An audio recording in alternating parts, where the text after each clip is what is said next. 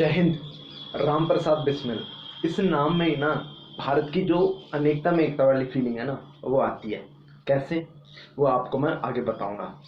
लेकिन जब राम प्रसाद बिस्मिल जेल में थे 1925 टू 1927 तक, तो उन्होंने कुछ ऐसा बोला था जो आज के लोगों को सुनना चाहिए, समझना चाहिए और अप्लाई करना चाहिए। एक्चुअली उन्होंने कहा नहीं, उन्होंने लिखा कि अगर अशफाक मुसलमान होकर आर्य समाजी राम प्रसाद बिस्मिल के दाहिने हाथ बनकर क्रांति कर सकते हैं, तो क्या हम भारतवर्ष के हिंदू मुसलमान अपने जो फायदे हैं उनका ख्याल किए बगैर एक नहीं हो सकते क्या? ऐसा उन्होंने कहा, लिखा। तो अगर ये नहीं समझ आया तो इसी को हम डिफरेंट एंगल देते हैं दूसरी लाइनों के साथ। ही राम प्रसाद बिस्मिल की लिखी हुई लाइनों को अगर मैं दूसरा एंगल दूं, दूसरा मोड़ दूं, तो कुछ ऐसा होगा। समीर अगर मुसलमान होकर पंडित अक्षय शर्मा के साथ मिलकर प्रार्थना कर सकता है, तो क्या हम हिंदू मुस्लिम बिना लड़ाई झगड़ा किए बगैर रह सकते हैं क्या? तो ये दूसरा एंगल था। अगर ये भी नहीं समझ आया तो ये वीडियो ठीक से देखना, ठीक से समझना, आपको बहुत कुछ समझ में आने वाला है। आज हम ना राम प्रसाद बिस्मिल के बारे में बहुत कुछ जानने वाले हैं। पूरा नहीं, लेकिन बहुत कुछ। दरअसल ऐसे किसी ने उनको टैग दिया नहीं है वैसे कि the brand ambassador of Hindu Muslim unity is Ram Prasad Bismil, लेकिन मेरा मानना है कि वो एक इंस्पिरेशन हो सकते हैं, सोर्स हो सकते हैं हिंदू मुस्लिम यूनिटी के। तो राम प्रसाद बिस्मिल का जन्म हुआ 11 जून 1897 में। यूपी के शाहजहांपुर में इनका जन्म हुआ। माता जी का नाम मूलमती देवी और पिताजी का नाम मुरलीधर। एक्चुअली बचपन से ही इनका जो सरनेम है ना वो बिस्मिल नहीं था। इन मतलब एक पटना के एक पोएट थे, क्रांतिकारी पोएट थे, मुस्लिम थे, जिनका नाम था बिस्मिल अजीमाबादी। उन्होंने क्या लिखा था? उन्होंने लिखा था, जो फेमस पोएट है, सरफरोशी की तमन्ना अब हमारे दिल में है, देखना है जोर कितना बाजुए कातिल में है। ये जो पोएट थी, एक आइकॉनिक पोएट बना दी थी राम प्रसाद बिस्मिल ने।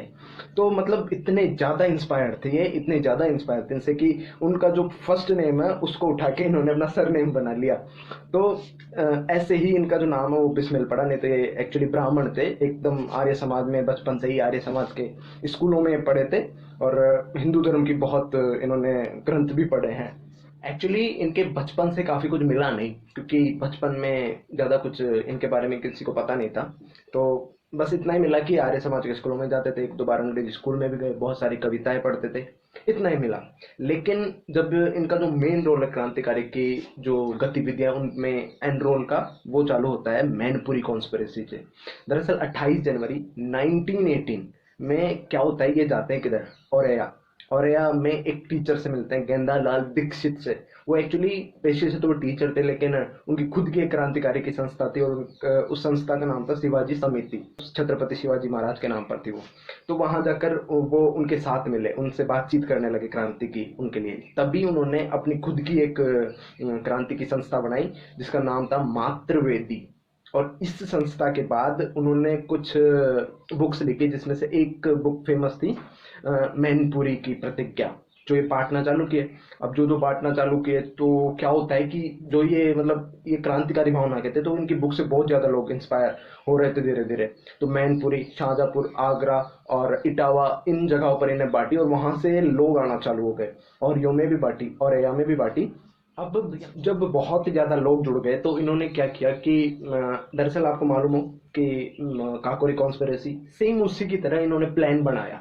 मैनपुरी कॉन्स्पिरेसी मतलब खजाना उठाने का, जो अपना खजाना अंग्रेजों के पास है उसको लेने का वापस।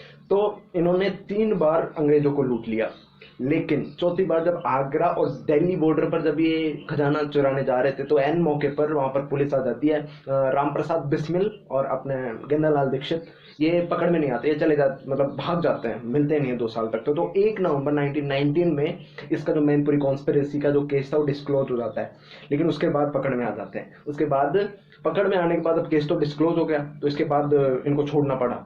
मतलब कुछ भी नहीं किया इनको, सबको छोड़ना पड़ा। लेकिन हेड थे अपने राम प्रसाद बिस्मिल, इन्होंने वो बुक लिखी थी मैनपुरी की प्रतिज्ञा, जिससे बहुत ज़्यादा लोग इंस्पायर हुए। तो तो अंग्रेजों ने बुलाया इनको और कहा कि भाई हमें प्रॉमिस करो कि तुम कभी भी वापस क्रांति की गतिविधियां नहीं करोगे, एक्टिविटीज तुम रोक दोगे, अब से बिल्कुल नहीं करोगे। उसके बाद इन्होंने कहा भी कि हाँ मैं नहीं करूंगा, लेकिन इसके बाद फिर वो चले गए अपने गांव, अपने शहर शाहजहाँपुर। तो 2 फरवरी 1920 को इनको छोड़ दिया जाता है, ये शाहजहाँपुर आ जाते हैं। फिर 4 सितंबर 1920 में नॉन कॉपरेशन मूवमेंट स्टार्ट किया जाता है गांधी जी के द्वारा। इसमें क्या होता है कि आपको मालूम होगा, कॉपरेट नहीं करते इंडियंस, लॉयर्स ने जॉब छोड़ दी थी, ये आपको मालूम होगा। तो इससे ना भारत का अधिकांश युवा खुश थे, सभी के सभी। राम प्रसाद बिस्मिल भी बहुत ज़्यादा खुश थे। लेकिन 1921 में एक बैठक बुलाई गई अहमदाबाद में, कांग्रेस की वो बैठक थी, इसमें ये जाते हैं उधर। और इससे पहले अशफाक उल्ला खान इनसे मिल मिल चुके होते हैं, मतलब पहली बार इंटरेक्शन चालू हो जाता है इनका। तो ये जाते हैं वहाँ, और वहाँ मिलते हैं मौलाना हसरत मोहानी से। अब ये कौन थे, इनके बारे में बताने से पहले मैं आपको एक फैक्ट बता देता हूँ। उस फैक्ट को सुनने के बाद आपको ये अच्छे से समझ में आएंगे। एक्चुअली जब आप पूर्ण स्वराज सर्च करते हो इंटरनेट पर, तो ये आपको बताएगा कि जब 31 दिसंबर 1929 में जवाहरलाल नेहरू ने ना लाहौर में जो रावी नदी है उसके किनारे पर झंडा फहराया। रावी नदी जम्मू कश्मीर से लेके फिर अमृतसर से फिर लाहौर से फिर अंदर तक जा रही है पाकिस्तान के।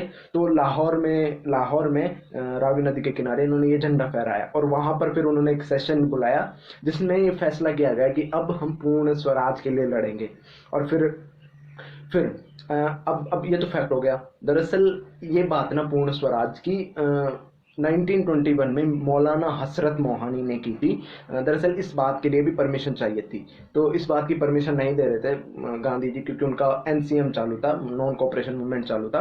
तो क्योंकि उनको ऐसा लगता था कि भाई ये जो यूथ है ये थोड़े अग्रेसिव है, गरम दल इनको बोलते थे, तो ये कुछ गड़बड़ कर देंगे। तो नॉन कॉपरेशन मूवमेंट उस वक्त बहुत अच्छी तरीके से चल रहा था, तो ये खराब हो जाएगा, तो उन्होंने परमिशन नहीं दे रहे थे। लेकिन यूथ का बहुत ज़्यादा दबाव आ रहा था। फिर ये बैठक बुलाई गई, लेकिन फिर मानना पड़ा, और फिर एक बैठक बुलाई गई जिसमें बात चली, इस पूर्ण स्वराज की बात हुई थी अहमदाबाद के कांग्रेस सेशन में। तो वहीं से मतलब मौलाना हसरत मोहानी भी कांग्रेस के एक बहुत मस्त नेता थे। तो ये राम प्रसाद बिस्मिल उनके साथ मिलकर ये पूर्ण स्वराज की बात उन्होंने भी छेड़ी थी। 1921 में नॉन कॉपरेशन मूवमेंट बहुत तेजी पकड़ रहा था, बहुत अच्छे से चल रहा था। तो इस सभा को काफी अटेंशन नहीं मिला। इसके बाद क्या होता है कि 1922 फरवरी 1922 में जब चौरा चौरी इंसिडेंट होता है, और उसके बाद जब एनसीएम का कॉल ऑफ हो जाता है, इसके बाद सबका दिमाग खराब हो जाता है, राम प्रसाद बिस्मिल का भी, कांग्रेस के लीडर्स का भी। एक मेजर मेजर आदमी थे चित्तरंजन दास, कांग्रेस के बहुत अच्छे नेता थे, तो मतलब फेमस नेता थे। तो उन्होंने क्या किया, रिजाइन कर दिया। इसके बाद मतलब वो उनको ये गांधी जी का फैसला बिल्कुल अच्छा नहीं लगा। तो इन्होंने क्या किया, इन्होंने चित्तरंजन दास और अपने राम प्रसाद बिस्मिल ने मिलकर 1923 में एक पार्टी बनाई, स्वराज पार्टी। स्वराज पार्टी है ना, ये गुस्से में बनाई गई थी। भले ही इसके अंदर चित्तरंजन दास हो, मोतीलाल नेहरू हो, लेकिन इसका इम्पैक्ट उतना पड़ा नहीं लोगों पे, क्योंकि ये गुस्से में बनाई गई थी। और जैसे नाम से पता चल रहा है, स्वराज मतलब सेल्फ गवर्नेंस के लिए बनाई गई थी। तो ये चली नहीं, 1923 से 1925 तक चली और फिर बंद हो गई। और एक रीज़न ये भी है कि इसका धीमी पड़ने का रीज़न ये भी है कि साइमल्टेनियसली 3 अक्टूबर 1924 को एक नई एसोसिएशन बना ली थी राम प्रसाद बिस्मिल ने, जिसको हम किस नाम से जानते हैं, HRA। मैंने बहुत वीडियोस में इसकी बात की है, हिंदुस्तान रिपब्लिकन एसोसिएशन। तो ये बन गई थी 3 अक्टूबर, और इसका एडवर्टाइजमेंट चालू हो गया था फर्स्ट मतलब जनवरी 1925 से ही इसका एडवर्टाइजमेंट चालू हो गया था, कि भाई ताकि और जगहों से लोग आकर जुड़े। दरअसल एडवर्टाइजमेंट चालू हो गया था 1 जनवरी से 1925 से, और फिर 9 अगस्त 1925 के दिन काकोरी कॉन्स्पिरेसी हुई। तो मैंने ऑलरेडी इस पर एक वीडियो बनाया है, उसमें मतलब पूरा एक्सप्लेन भी किया है कि काकोरी कॉन्स्पिरेसी कैसे हुई। और ये भी बता दो आपको कि उस वक्त तक ना अपने चंद्रशेखर आज़ाद, ठाकुर रोशन सिंह, अशफाक उल्ला खान, ये ठीक तरीके से मतलब बिल्कुल जुड़ चुके थे राम प्रसाद बिस्मिल के साथ। तो एक बार उस वीडियो को देखना, और उसमें मैंने अशफाक उल्ला खान का एक स्ट्रॉन्ग मैसेज भी दिया है, तो उस वीडियो को हो सके तो शेयर जरूर करना। राम प्रसाद बिस्मिल को फांसी हुई 19 दिसंबर 1927 के दिन। तो एक्चुअली जब उनको फांसी हुई ना, उससे कुछ दिन पहले उनके साथ कुछ क्रांतिकारी बैठे थे। तो उन्होंने कहा कि भाई कुछ बनाया जाए इस पे, कि अब बसंत चालू है तो उस पर बनाना चाहिए, हम फांसी पर चढ़ने वाले हैं। तो पता है, ये जो आइकॉनिक सॉन्ग है, मतलब एक इतना शानदार गीत है, मेरा रंग दे बसंती चोला। ये वैसे तो ऐसा दिखाया गया है कि भगत सिंह ने गाया, लेकिन इसकी स्टार्टिंग राम प्रसाद बिस्मिल ने ही की थी। इसको फर्स्टली राम प्रसाद बिस्मिल ने गाया था, फिर इसमें ही कुछ लाइनें ऐड की थी भगत सिंह ने जब उनको फांसी होने वाली थी। तो इसकी कुछ लाइनें ऐसी थी कि जिस चोले को पहने शिवाजी निकले सीना तान कर, अरे जिसे पहन के झांसी की रानी मिट गए अपनी आन पर। तो एक मतलब बहुत ही शानदार गीत है ये, राम प्रसाद बिस्मिल के द्वारा गाया हुआ था। तो एक बार सुना, आप कभी टाइम मिले तो सुनना। तो मैंने राम प्रसाद बिस्मिल के बारे में बहुत कुछ बता दिया वैसे तो। एक और वीडियो बनाऊंगा इनके ऊपर, तो उसमें भी कुछ ऐसी चीज़ें आपको पता चलेंगी जो जो आपको शायद शॉक भी कर सकती हैं। तो उसको भी देखना और इस वीडियो को शेयर ज़रूर करना। मिलेंगे अगले वीडियो में। जय हिंद।